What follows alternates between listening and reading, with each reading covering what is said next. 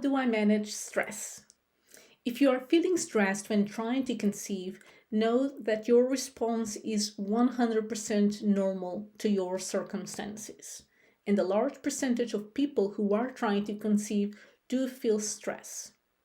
Stress is a normal body reaction to any change that happens and that requires us to adjust or to respond to it. And the way our body responds is with physical, mental, and emotional signals.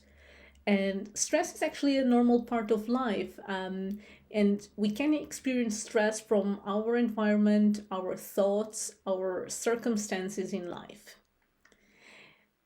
We only need to pay attention to stress when we notice that we are becoming overwhelmed by it, when we notice that it's becoming excessive, when it's keeping us from moving on with our life.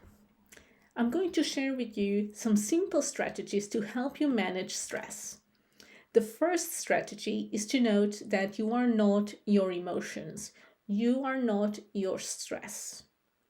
So the difference between I feel stressed versus I am stressed is big. When we say I am stressed, we are identifying with our emotions, and it makes it much more difficult to detach ourselves from that emotion. So instead of saying I am stressed, our first step is to recognize that we are not our emotions, and we're going to start by saying I feel stressed. The second thing that you need to do is to acknowledge that all our emotions are linked to our thoughts. So if we're feeling stressed or anxious or worried or angry, that's because we are thinking about something in our head. So try reflecting about the thought that is triggering that feeling. And then reflect about the actions that you are taking as a consequence of that feeling and the results that you are getting as a result of those actions. So start by noticing the trigger, and you will be able to adjust the feeling, and you will be able to adjust the stress.